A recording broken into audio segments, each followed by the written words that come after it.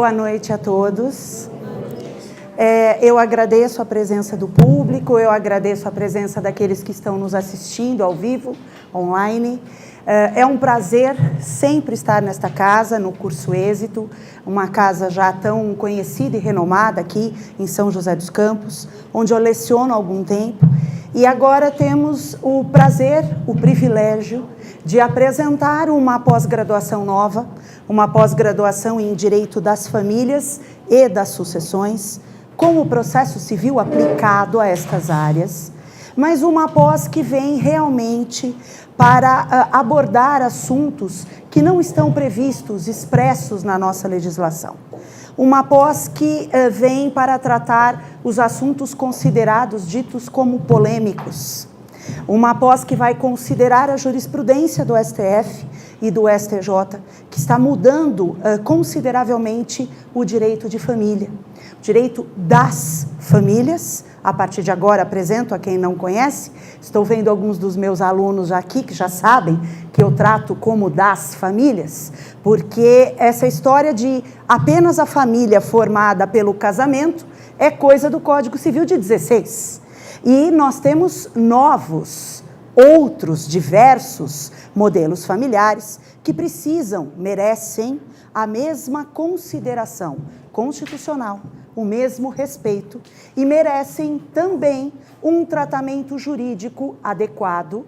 Afinal de contas, estamos falando de pessoas e diz a Constituição Federal no 226, boa noite, diz a Constituição Federal no 226 que a família é a célula mãe, né, do Estado e merece e pede uma proteção especial.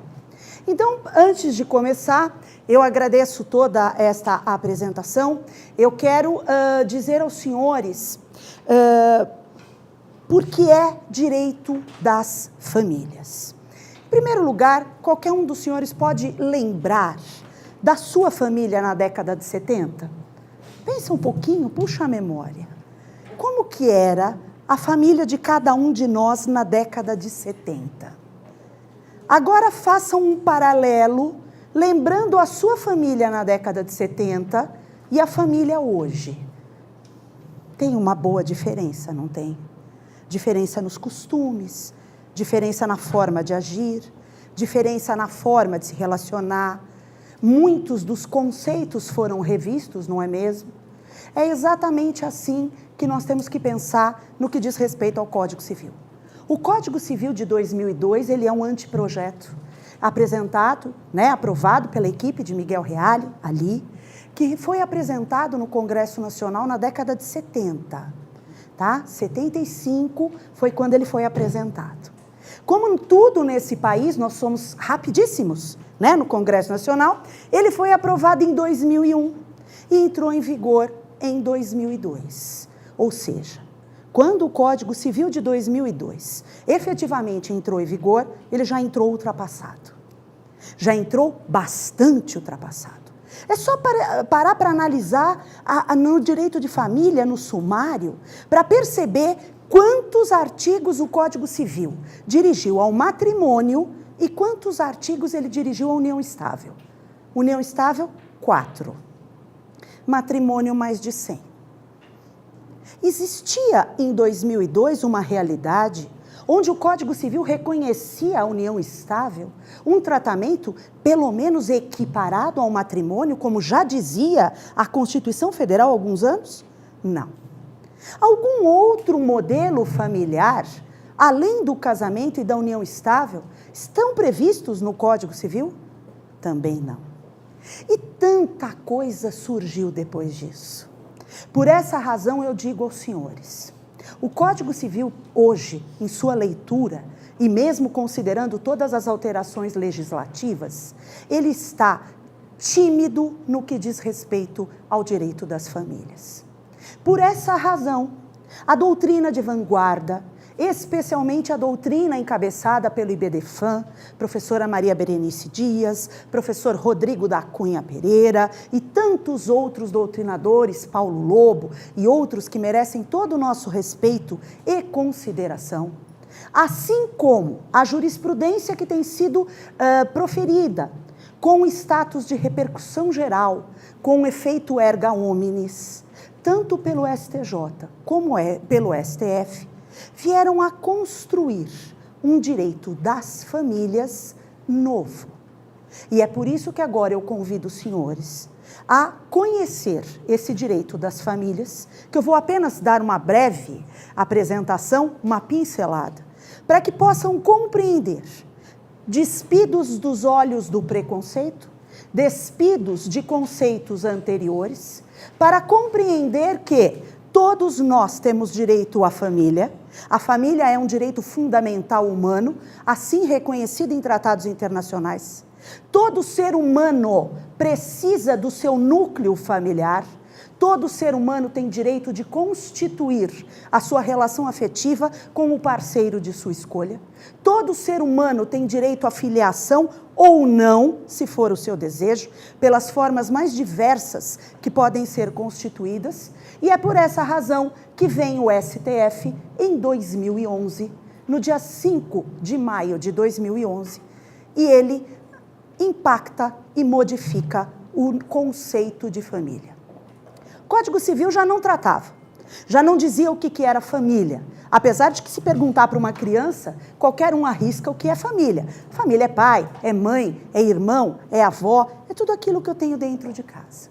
Acontece que o Código já não trazia um conceito de família, mas, pela leitura do Código Civil de 1916, a doutrina de direito de família de qualquer doutrinador civilista, qualquer um, vocês abrirem, vocês vão ler. A família é aquela constituída pelo casamento, ponto final. Como se apenas o casamento fosse uma forma de ter a família que até então, no passado, era a única legítima e efetivamente legalizada. Acontece que, em maio de 2011, o STF, aproveitando-se do princípio da afetividade, que passou a permear todas as relações jurídicas e familiares, aproveitando-se de um conceito novo, que a Lei Maria da Penha trouxe no seu artigo 5º, que disse que família é aquela formada por pessoas que se unem relacionadas pelo afeto. É por causa disso que o STF vem, naquele julgamento que tem efeito vinculante, erga omnes, e obriga a todos nós nessa sala e a todos no território nacional a acreditar que a família é aquela formada por vínculos de afeto. Se a família é aquela formada por pessoas que se unem, baseados num vínculo de afeição, eu não posso dizer que família é só aquela formada pelo casamento. Também não posso dizer que família é só aquela formada pela união estável. Também não posso dizer que família é aquela formada na família monoparental, que estão previstas os 3 tipos no artigo 226 da Constituição Federal. Os doutrinadores mais conservadores dizem: família é aquela formada a partir dos 3 eixos: casamento, união estável e monoparental.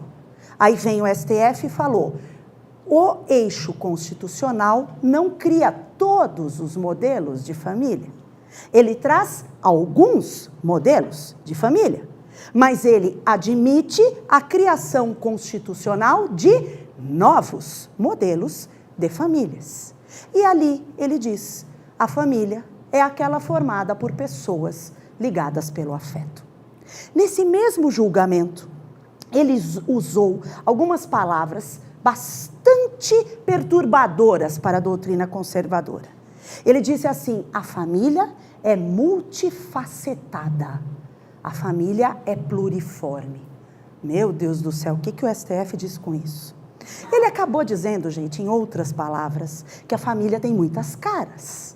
Existe a família do papai e da mamãe formada pelo casamento, existe a família da união estável, existe a monoparental, mas ele abriu a porta, escancarou e afiançou: existem famílias com outros formatos e com outros membros.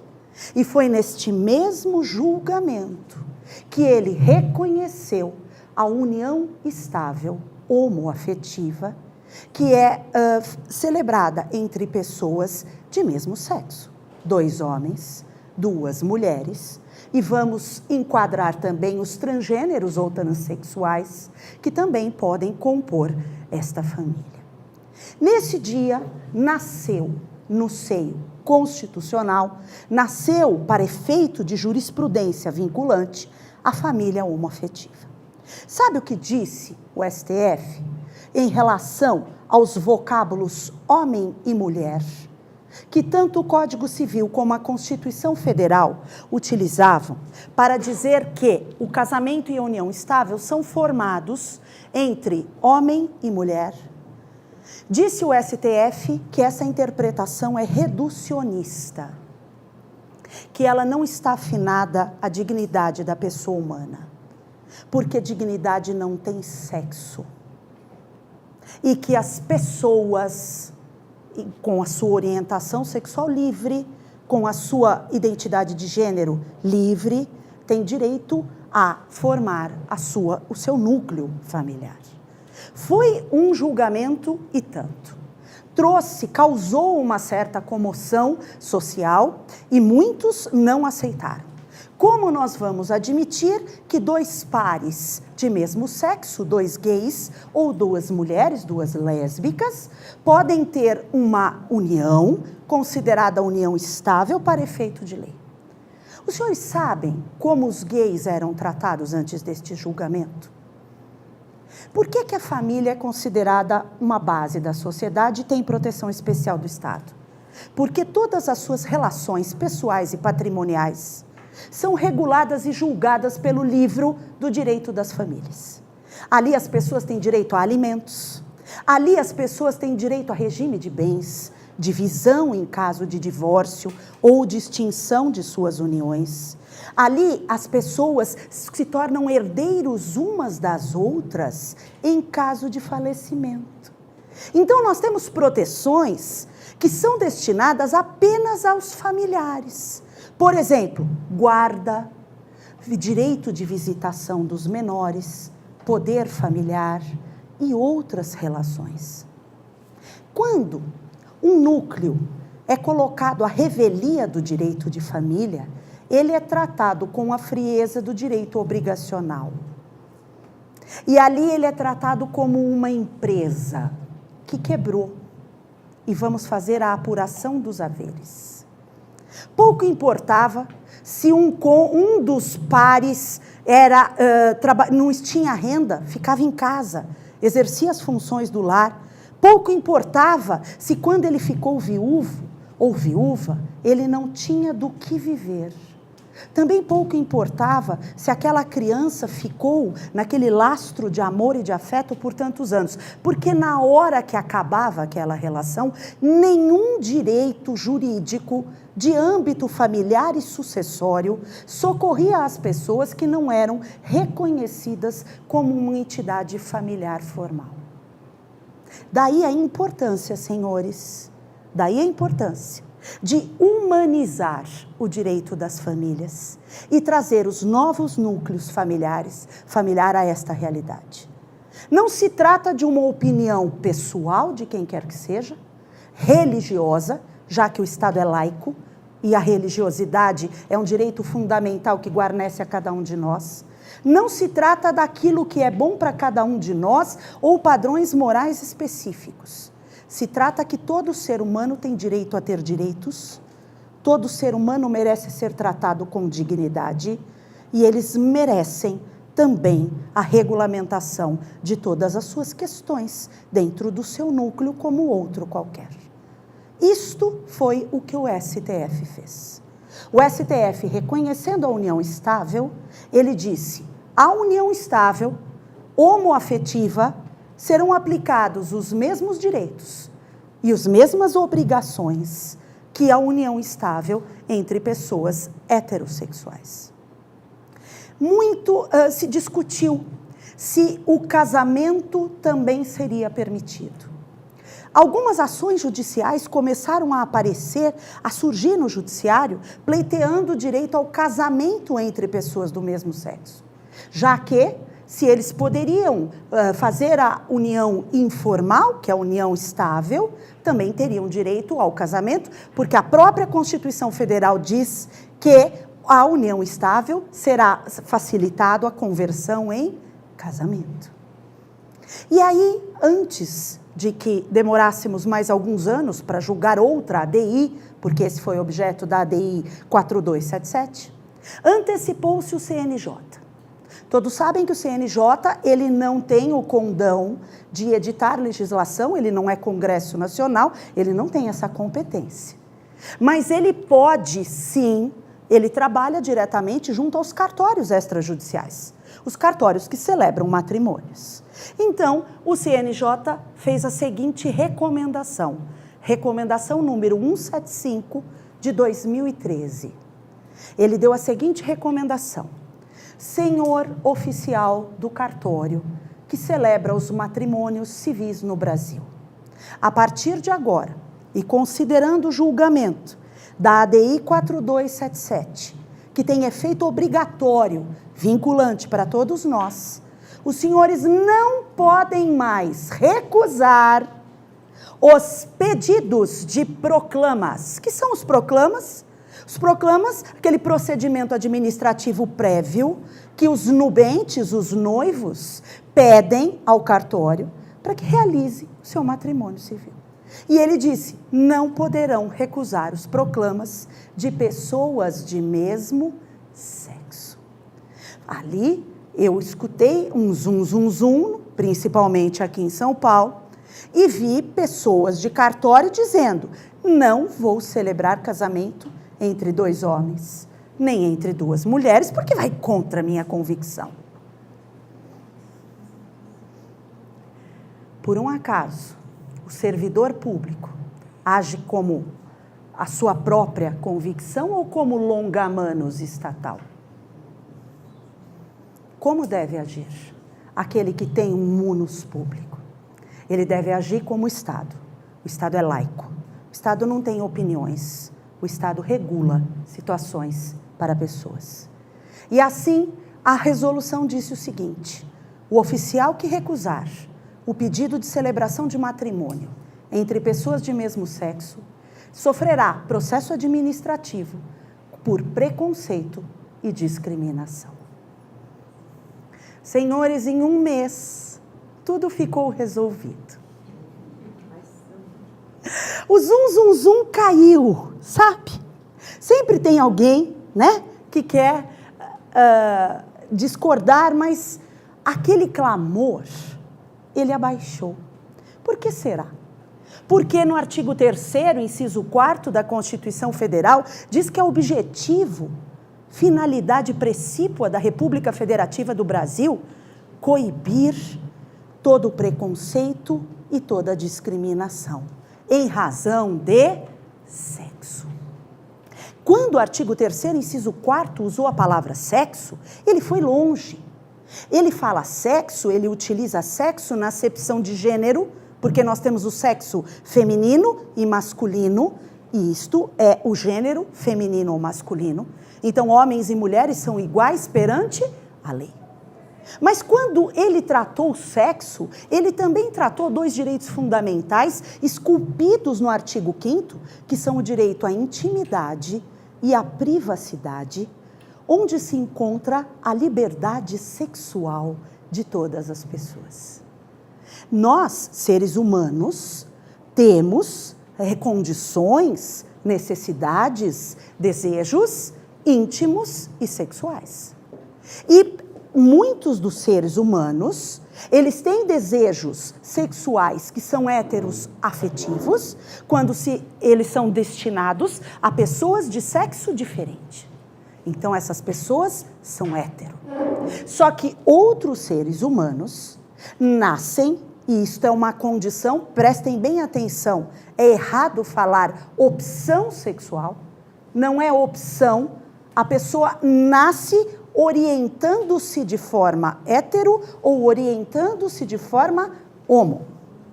Então, quando esta pessoa nasce com uma orientação sexual homoafetiva, que ela se atrai sexualmente com pessoas do mesmo sexo, ela merece a mesma consideração do Estado. Ela não pode ser jogada para fora do artigo 5º. Ela não está escrito no artigo 5º, nem na Carta Constitucional, nem é espírito, nem é objetivo da República discriminar ou segregar pessoas em razão de sua orientação. Então, quando se diz que pessoas são dignas de núcleos familiares, casamentos, união estável e outros tipos de relações parentais formadas entre ascendentes e descendentes, claro que não se está a excluir pessoas em razão da sua orientação sexual, nem de sua identidade de gênero. Por essa razão, é importante dizer que rotular pessoas não deve ser uma preocupação social. Porque todos nós, isso nos diz o Tribunal Constitucional Alemão, que embasa boa parte das situações que trabalham os direitos humanos fundamentais no mundo, que todo ser humano é formado por 3 círculos. Já ouviram esta tese que fala dos 3 círculos?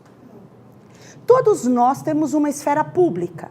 Por exemplo, o nome, a profissão, o gênero, que o gênero feminino ou masculino de bater os olhos, a gente deduz. Essas informações são públicas a todas as pessoas. Temos um círculo no meio, que é um círculo particular, que se chama privacidade. Este é o direito fundamental à privacidade, que está escrito no artigo 5º. Estas informações não são públicas, mas normalmente os familiares e os círculos de amigos têm acesso a elas. Por exemplo, o endereço residencial, um telefone, um e-mail, algum segredo, algum gosto. Estas são informações particulares. Isto a Constituição disse que é intangível. Olha que lindo! A Constituição usou a palavra intangível e inviolável. E existe um círculo menor, bem pequenininho, que todos nós possuímos, que se chama intimidade. O círculo da intimidade são os segredos mais profundos da pessoa humana. Ali, dentro deste círculo pequenininho, encontra-se a sexualidade. Ali encontram-se as questões de orientação sexual e de gênero. Ali se encontram os gostos pessoais. Há pessoas que sequer gostam de sexo. Há pessoas que são assexuadas. E há pessoas que gostam muito e que gostam com certas extravagâncias. Isso não diz respeito a ninguém. Porque disse a Constituição Federal que esse círculo também é inviolável.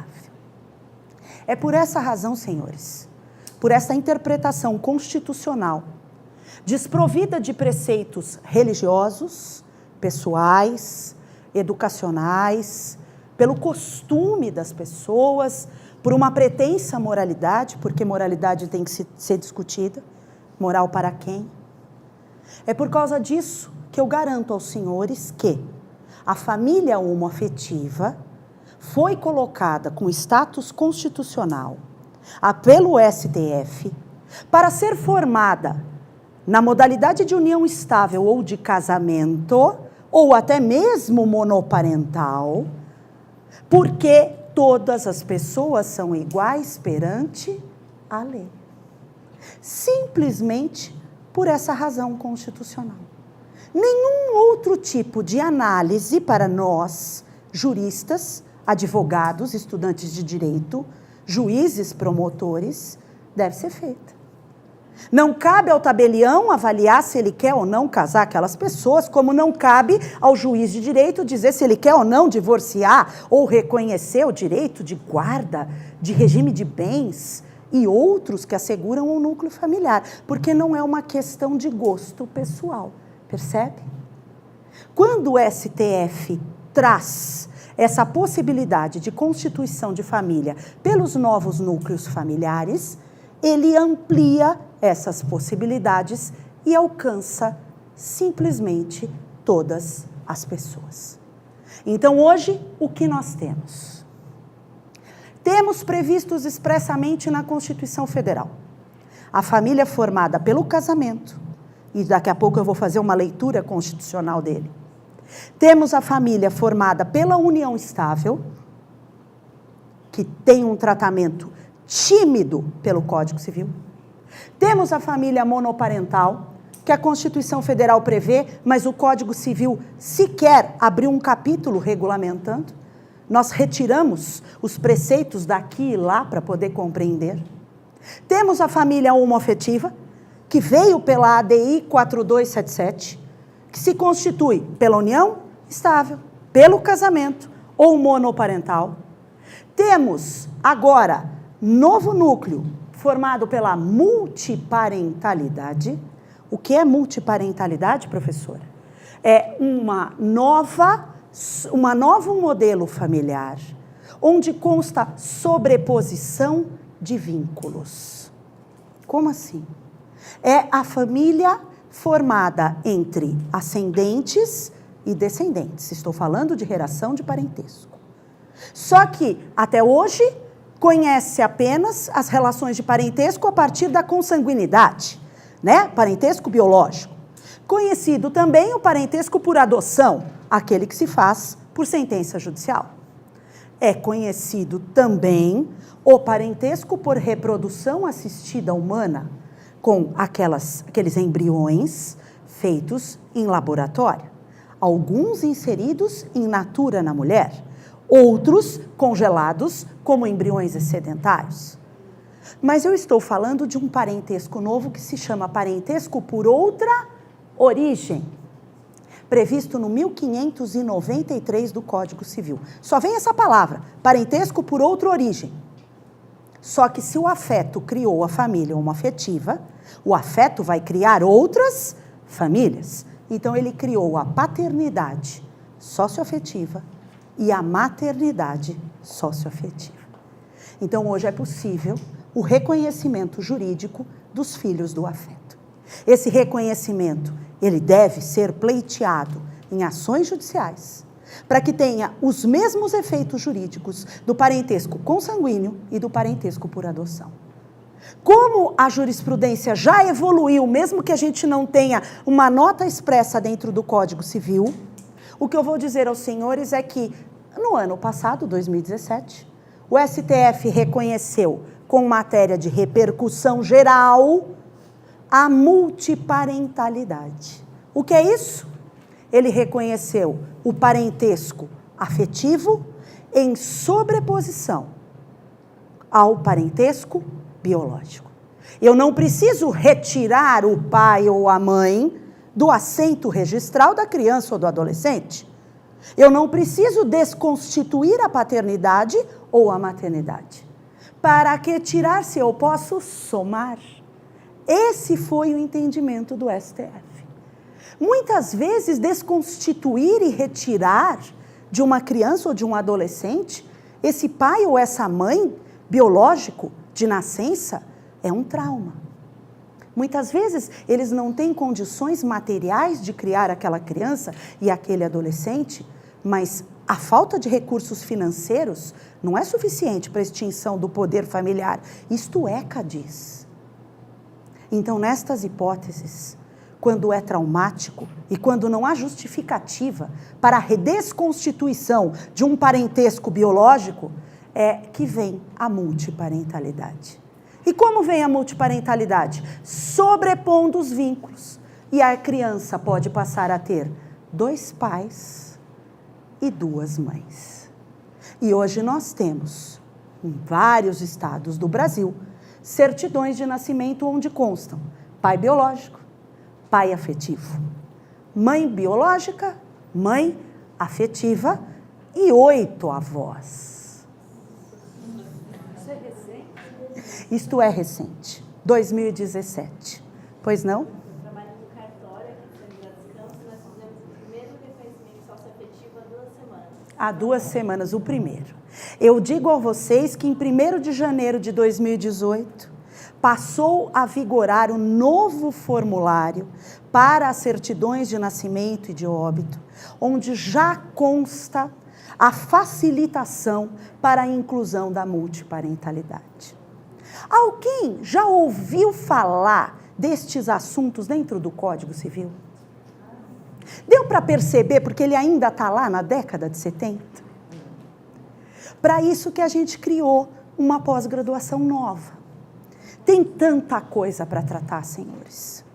Como que fica, por exemplo, à luz da multiparentalidade, a guarda desta criança? Quem que tem a guarda? São 4. Eu sugiro a guarda compartilhada, que é a opção da lei. Mas vai ter direito de convivência, de visita? Isso tem tanto que falar. Para que eu possa responder aos senhores, eu preciso pelo menos de umas 3 aulas e puxar o ECA. Por quê?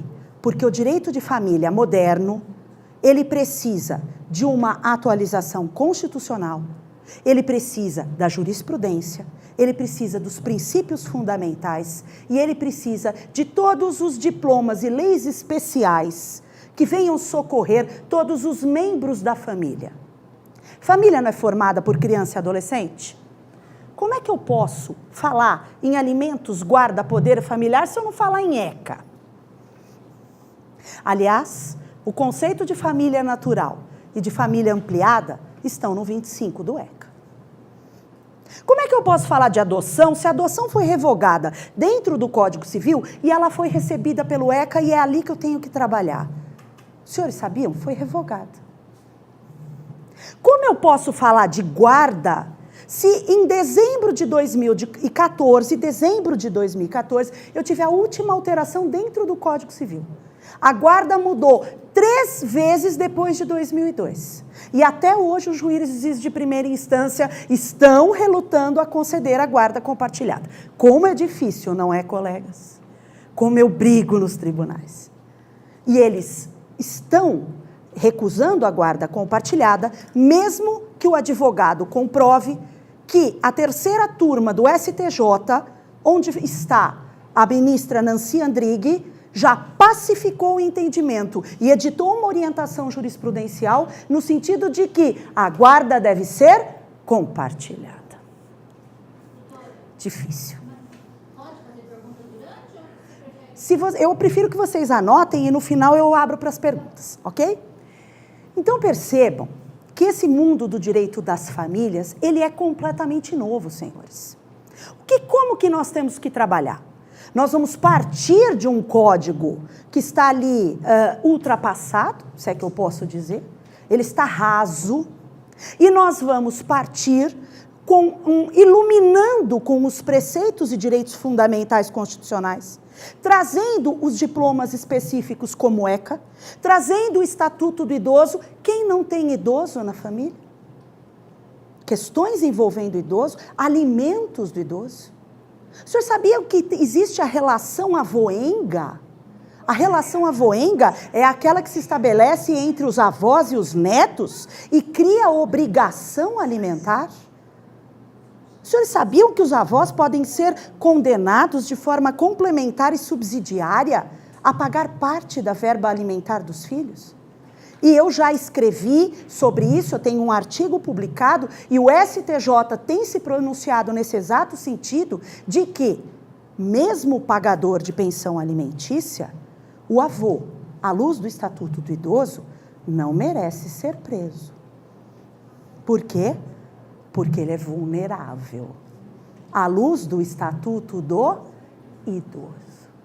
Percebem como a gente pode pegar uma lei que está no CPC, já estava no CPC em 73, foi repetida em 2015, a prisão civil do devedor de alimentos é regra, é inquestionável, foi corroborada pelo Tratado Internacional, o Pacto de São José da Costa Rica, e eu estou dizendo aos senhores que, à luz do Estatuto de Idoso, nós podemos dar ao avô outro caminho e outro modo de execução, porque ele é idoso.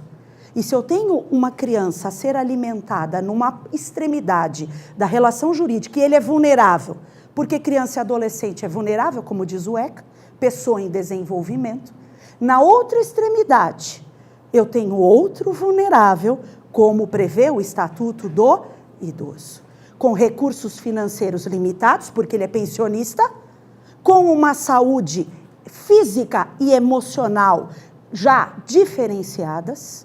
E imagina se ele sair, hoje, nos dias de hoje, gente, Brasil, preso por não conseguir completar a pensão de todos os netos destes filhos que estão sendo criados nas gerações atuais.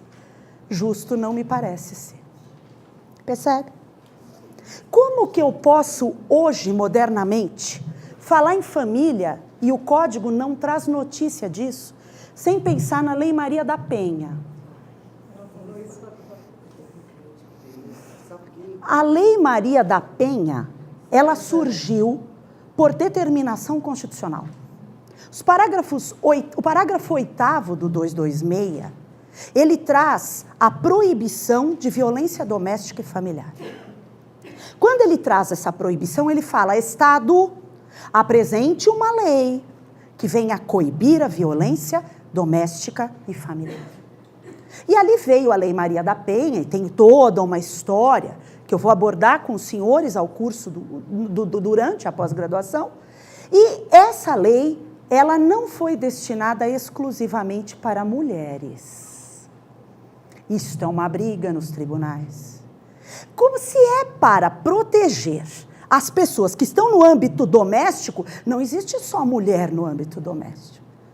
Eu digo aos senhores que o idoso pode ser vítima pela Lei Maria da Penha, a criança, a filha adulta. Eu digo aos senhores que o homossexual é vítima na Lei Maria da Penha. O transexual é vítima na Lei Maria da Penha. O noivo, o namorado. Vocês estão dizendo que o homem não. Eu me filio à corrente de que o homem sim. Sabe por quê?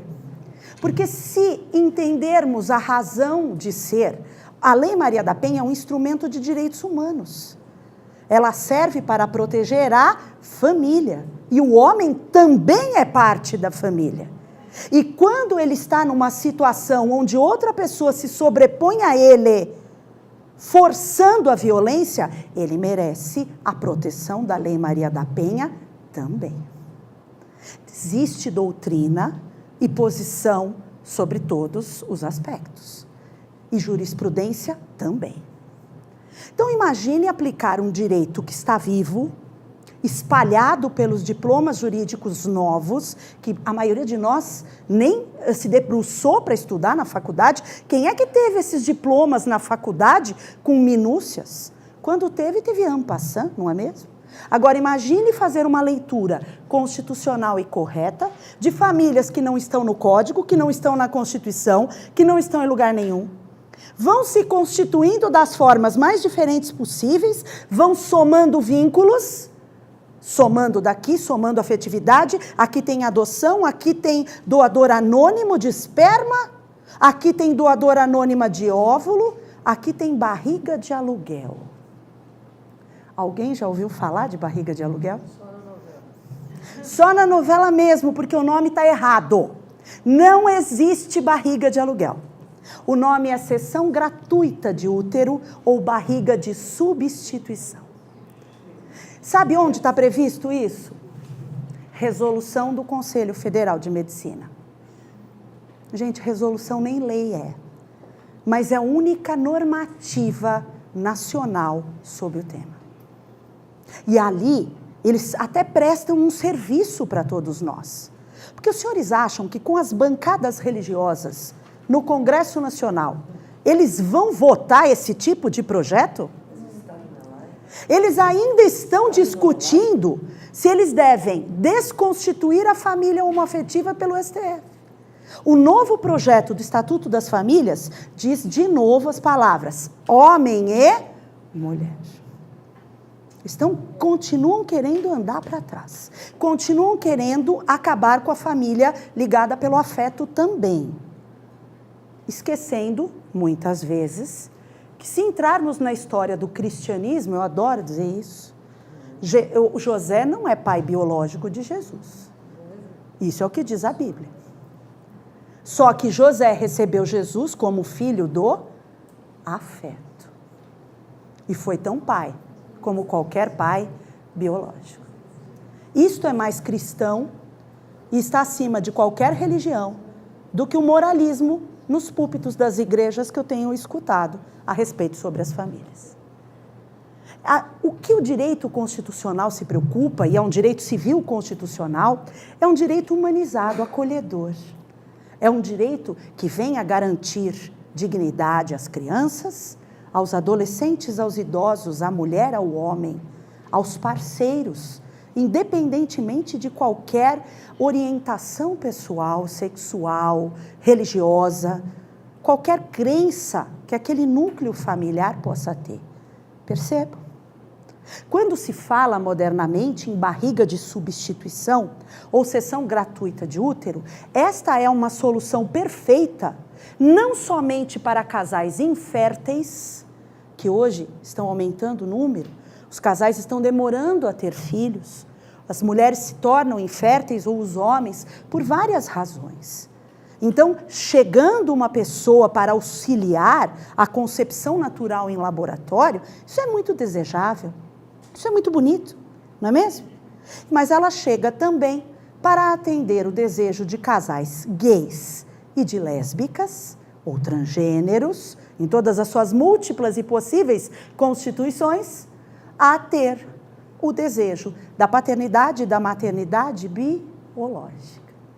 Tivemos um caso, compartilhei na minha página pública do Facebook, onde 2 gays, eles receberam o óvulo por doação de uma senhora, doadora anônima. O óvulo tem de vir de uma doadora anônima. Assim diz a resolução do Conselho Federal de Medicina e o 1597 do Código Civil fala da reprodução assistida heteróloga por doadores anônimos. Então, eles receberam este óvulo de uma doadora anônima, que foi selecionada num banco de óvulos congelados, que era compatível fisicamente com o desejo daqueles 2, e os 2 retiraram espermas. O que aconteceu? No processo da fertilização in vitro, que eu explico bem nesse livro que eu vou sortear hoje para vocês, que é de minha autoria, e no processo da fertilização in vitro é colocada uma bacia grande no consultório do médico. Ele coloca um líquido muito parecido com o do útero materno. Ali ele coloca os óvulos selecionados e os espermas. E ali entra no processo de fertilização ou concepção natural. Então, aqueles que forem fecundados, né, se transformarão em pré-embriões. O direito trata como embrião, está errado, gente. Eu fui estudar, fui aprender isso recentemente na medicina, porque eu sou ouvinte na faculdade de medicina, porque eu pesquiso embriões humanos lá para trazer essas informações para o direito. E lá eu descobri que o nome técnico é pré-embrião, ovo ou zigoto. Então são fecundados pré-embriões, ovos e zigotos. Eles podem ficar até o 14º dia nessa situação, mas ninguém deixa até 14º, é muito. Demora 72 horas para formar ali. 72 horas depois eu tenho o quê? Eu tenho um DNA único, indivisível, imutável. Se é Carlos Drummond de Andrade, já está ali. Se é Mozart, está ali. O seu gênero, se é portador de uma síndrome, se é Down, se tem um cromossomo diferenciado, tudo está ali após as 72 horas. E estes óvulos são introduzidos dentro do corpo materno e ali se transformarão em nascituro e o bebê, que virá a termo ao fim da gestação, e também podem ser congelados e são tratados pelo Código Civil como excedentários. Mas o que eu quero dizer aos senhores é que quando juntaram estes óvulos e os espermatozoides dos 2 pares, dos 2 gays, curiosamente, tiveram a fecundação de gêmeos. E sabe o que descobriram? Um era pai de um gêmeo e o outro era pai do outro. Dá para imaginar que a ciência possa nos trazer a possibilidade de que 2 homens sejam pais daqueles gêmeos ao mesmo tempo? Então, gente, existe um direito das famílias novo, Um caminho simplesmente apaixonante. Eu dou aula de direito civil, eu tenho uma carga horária que eu sou meio maluca, tem semestres que eu dou 30 horas aulas por semana. Só em cursos de pós-graduação pelo Brasil eu trabalho em 6, fora a graduação e fora outras aulas que eu vou dando por aí, palestras e tudo mais. Pesquisa, artigos e tudo mais que eu acabo fazendo. De tudo que eu estudo, o direito de família, eu digo para os senhores, é infinito. Quanto mais eu penso sobre as relações familiares, mais eu percebo as múltiplas possibilidades que nós podemos ter dentro daquele núcleo. Mas eu percebo o quanto essas relações podem ficar complexas. Esta barriga, essa doadora, essa barriga, é uma quarta pessoa que entra no procedimento. Não foi a pessoa que doou o óvulo. Aí vem uma quarta pessoa que diz a resolução, deve ser parente. Aqui entre nós cai um lenço, né? Não sei se parente era mesmo a melhor pessoa. Enfim, mas prevê ali que pode ser o colateral, a irmã, até prima. Tudo bem. Mas imagine, principalmente as mulheres, que já tiveram uma gestação aqui como eu, qual é o vínculo que se forma pelos 10 meses, porque a gestação demora 10 meses, com aquela criança chutando, mudando seu corpo. Depois do nascimento, a amamentação. Qual é o vínculo de parentesco que existe entre a mãe que emprestou a barriga e aquela criança? Na lei não existe. Em lugar nenhum existe. Lá na resolução ainda falam, os pais biológicos são os pais gays. Concordo, eles são. Mas por que não trazer a multiparentalidade, que é um fenômeno constitucional, para responder esta problemática? Percebe? Tem, está aumentando. Até porque o SUS vai passar a fornecer a reprodução humana, já que os direitos sexuais foram reconhecidos como direitos humanos numa conferência mundial em 1994, em Cairo, no Egito. E os direitos reprodutivos também.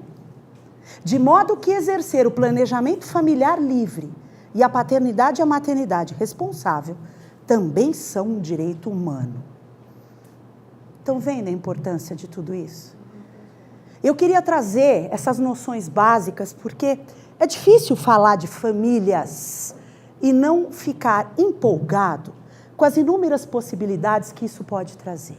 O quanto é gratificante para o profissional que vai realizar uma análise de poder perceber a felicidade daquela criança quando ela pode ver todas as pessoas daquele núcleo familiar, quando ela pode ter um tratamento, os alimentos, não somente no sentido material, mas também no sentido imaterial, que é o afeto, que é o direito à convivência familiar, que é princípio fundamental do 227 da Constituição. Como é bacana quando você recebe um casal infértil ou um casal gay e você consegue, através de um contrato, um instrumento jurídico que precisa dos senhores, porque nós não temos lei, estamos na lacuna e precisamos confeccionar aquilo, para que eles possam ter assegurado o sonho da paternidade ou da maternidade. É lindo. Demanda um estudo constante e eu diria aos senhores, infinito. Todas as semanas eu estou lendo jurisprudências e estou traçando pontes e interpretações para poder traçar esse curso que eu estou querendo trazer para vocês. Existe todo um universo que vocês precisam ingressar no âmbito jurídico do público LGBTI. Desde a década de 70, quando eu ainda era criança, eu escuto que existem projetos de lei tentando aprovar alguma coisa para o público gay no Congresso. Algum dia passou? Alguém lembra de ter passado? O último anteprojeto foi de autoria da OAB. A OAB tem muita preocupação com o público LGBTI.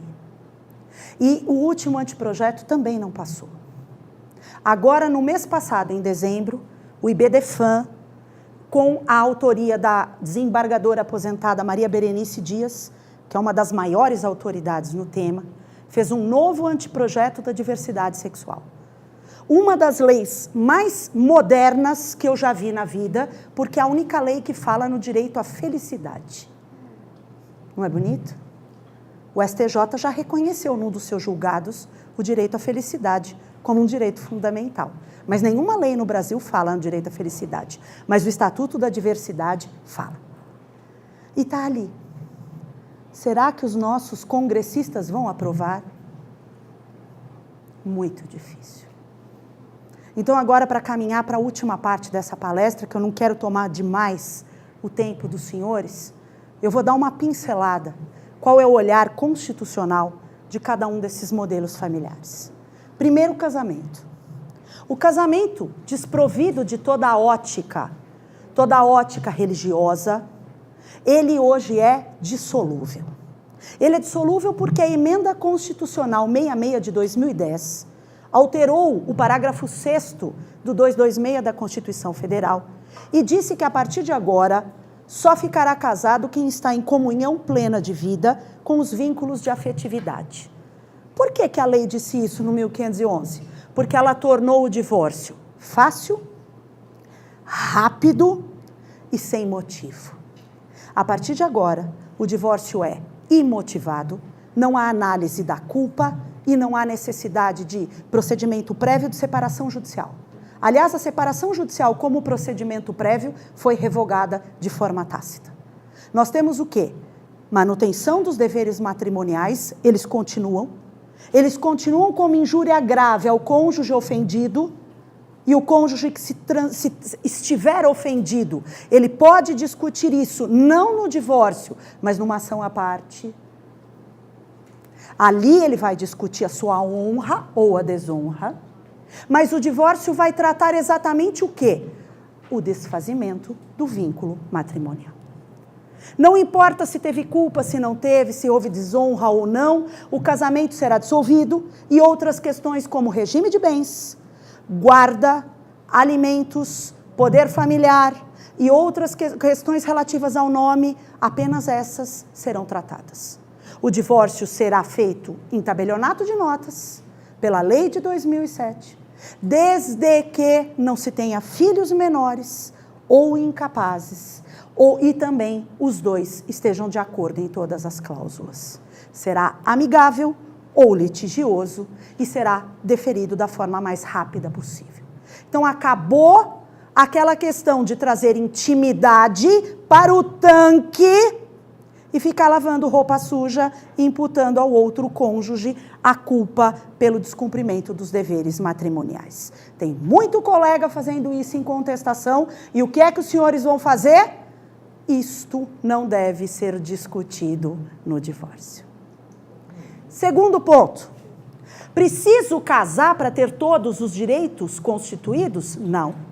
União estável, 1723 a 1727, tiveram uma tímida regulamentação pelo Código Civil. Tivemos 3 leis na década de 90, onde de forma pequena, alguns direitos foram concedidos ao companheiro ou convivente. Assim se chama a pessoa que vive em união estável. Ali, aquela união é apenas uma união não formalizada. Não formalizada no cartório. Mas as pessoas se unem de forma pública, contínua e com o objetivo de constituir família. Tem o tempo mínimo para a constituição? Posso ter união estável de 6 meses, como posso ter namoro e noivado de 15 anos. Eis o grande problema. Hoje eu recomendo e ensino a fazer, em pós-graduação, contrato de namoro.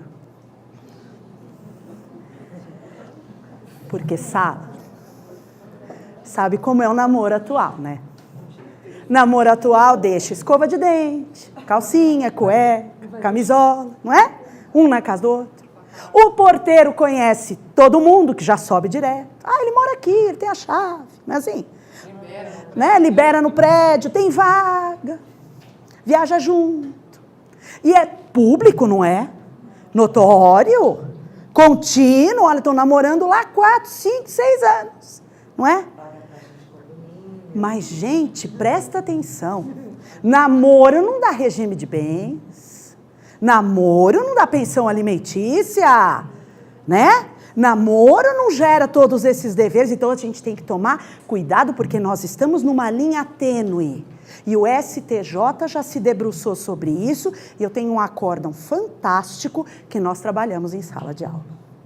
Okay? Precisamos diferenciar e precisamos documentar. Porque em novos modelos familiares, como o casamento agora termina mais cedo, o segundo, o terceiro, o quarto... Gente, eu tenho cliente que está no 6º. Eu olho para a cadeira e falo, de novo, meu Deus do céu, 5, um filho com cada uma. Gente, é um horror. Então agora eu já falo, pera um pouquinho. É união estável ou é namoro? É namoro, então vamos fazer um contratinho, pelo amor de Deus. Sabe? Porque, gente, as coisas vão se complicando, percebe? E a gente precisa diferenciar. Então, a união estável hoje, ela está muito parecida, porque a sua prova está muito parecida com o namoro moderno, só que existe uma diferença crucial. Quem vive união estável, vive com um objetivo firme, claro e declarado de manter uma família que é idêntica ao casamento. Quem está em namoro está em experimentação. Pode ou não casar. E isso pode ou não gerar dano moral. Isso é outra novela. Então, dentro da união estável, existem deveres? Sim, muda só uma palavra. Fidelidade no casamento e lealdade na união estável. Todos os outros direitos e efeitos jurídicos são idênticos. Inclusive, porque no ano passado, o STF declarou inconstitucional o 1790 e colocou o companheiro e o convivente no processo de herança em equiparação ao cônjuge. Então, agora, quem vive em união estável vai herdar da mesma forma, exatamente, como o cônjuge no regime de casamento. Compreenderam? Então, nós temos o casamento, a união estável, os dois hétero ou homoafetivos. Temos a família monoparental, que é aquela que se forma entre ascendentes e descendentes. Então, aqui pode entrar um viúvo, uma pessoa solteira, que fez uma adoção unilateral ou que teve uma produção independente, ou que não se ligou à pessoa que ajudou na concepção do filho, por reprodução assistida com doador anônimo e não sabe quem é outra pessoa, o doador. Existimos vários tipos de família. Todos eles merecem proteção constitucional. Temos a família, só para vocês conhecerem o vocabulário, anaparental, que é aquela formada entre irmãos. Temos a moderna coparentalidade, que é aquela onde o casal não tem relação nenhuma. Não tem namoro, não tem noivado, não tem tico-tico no fubá, não tem união estável, não tem casamento, não tem nada. Eles têm o quê? Eu quero ser pai e você quer ser mãe. Então vamos nos unir e vamos fazer um projeto conjunto de parentalidade e vamos assumir uma criança. Podem adotar uma reprodução assistida, pode ser uma adoção, seja o que for. Os pais não se relacionam entre si. Isto é possível? Completamente possível. Foi matéria do Fantástico outro dia. Gente, tem modelo familiar que não acaba mais. Mas para terminar, eu vou colocar a cereja do bolo aqui, aí eu vou abrir as perguntas. Existe a poliafetividade. Poliafetividade, sinônimo da palavra poliamor. No dicionário de Oxford, desde 2006, gente. Isso não é coisa nossa, não, ok? O que a poliafetividade propõe? E agora vamos ter que abrir mais ainda a mente. Eu sei que agora eu já mexi em alguns conceitos de vocês, mas agora a gente vai mais fundo.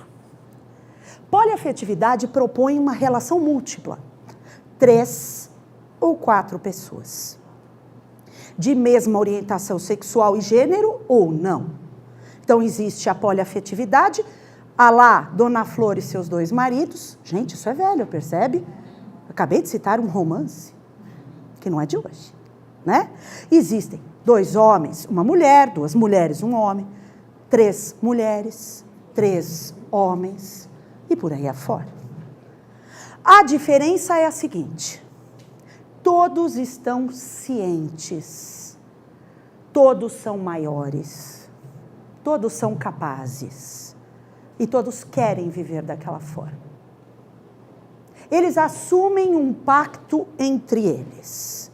Se todos terão relação sexual entre eles ou não, se isto é aberto ou é fechado, não importa. O que importa é que todos querem viver juntos e para eles, aquela é a sua família. Eles têm o objetivo firme de ter uma família ali.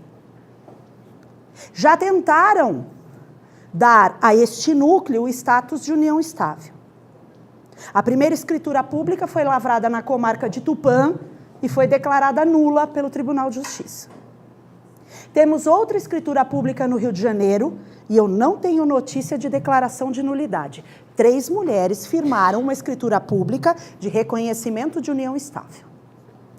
Existem outras escrituras públicas surgindo no Brasil. Por quê?